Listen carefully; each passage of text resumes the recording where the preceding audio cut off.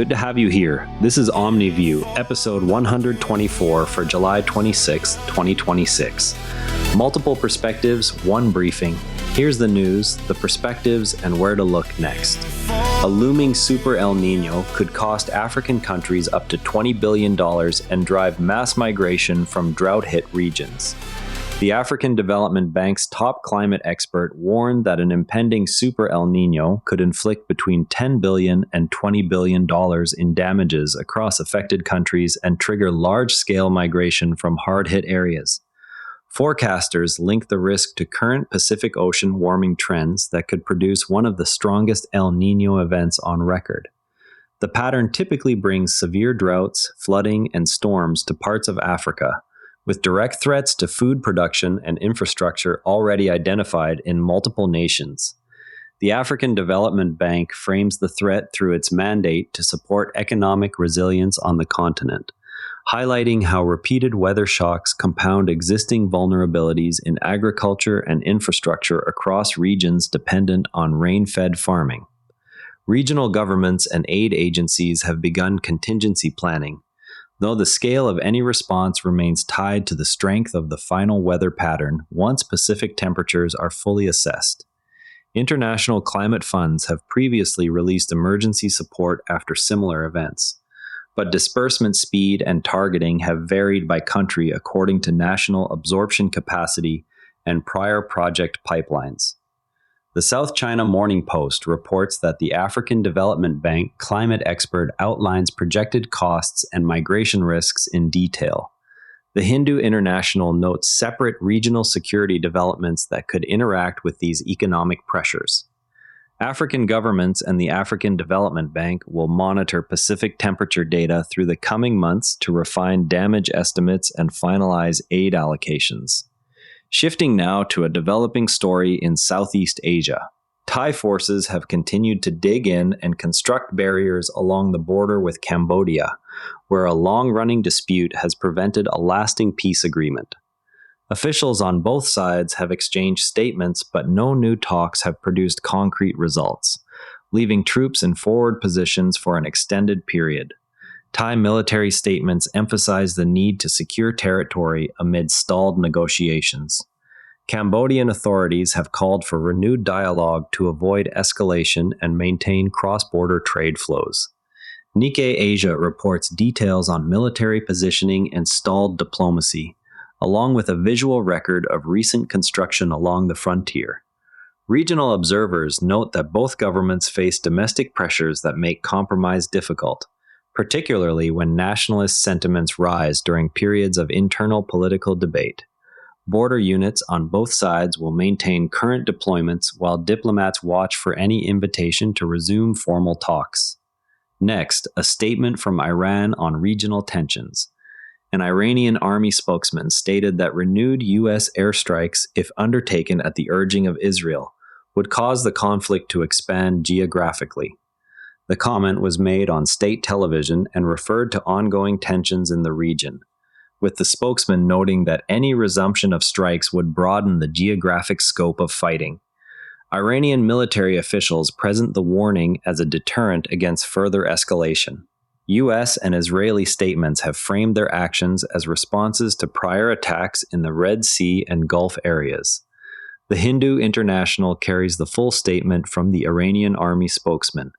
The exchange occurs against a backdrop of already heightened naval and air activity in the Gulf and Red Sea, where shipping lanes remain under pressure from earlier incidents. Regional capitals will track any new movement of U.S. or Israeli forces and any corresponding Iranian deployments.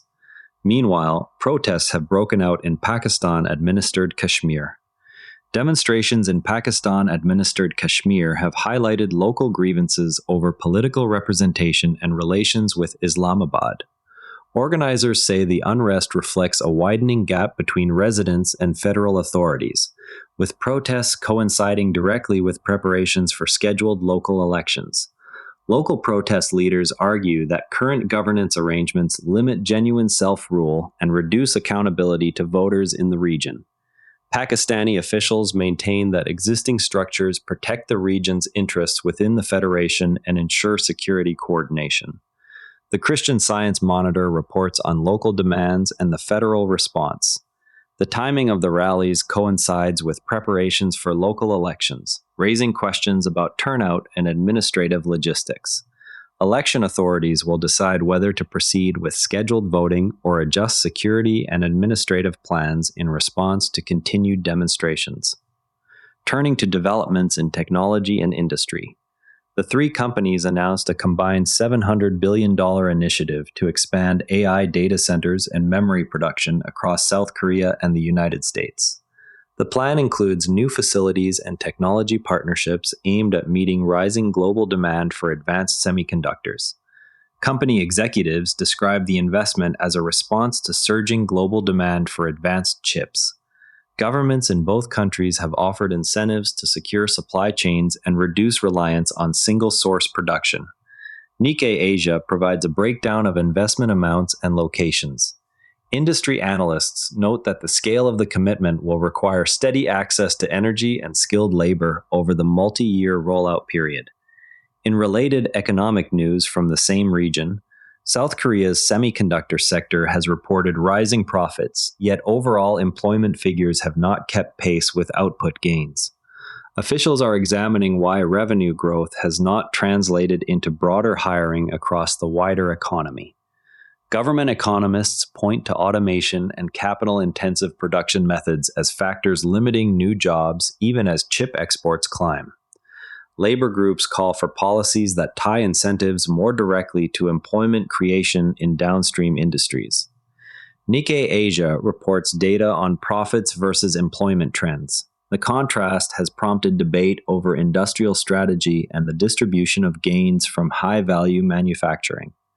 Now, some progress worth knowing about.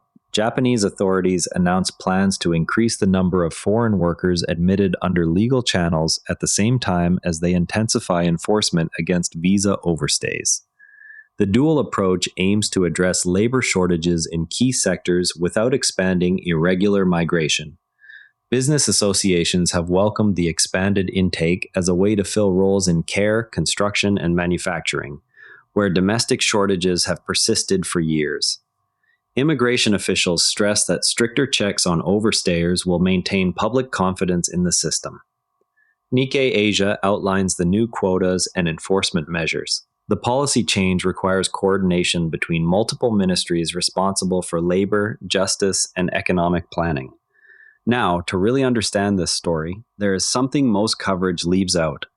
Most reporting treats El Nino damage projections as straightforward predictions, yet the process involves several layers of modeling that many readers do not see.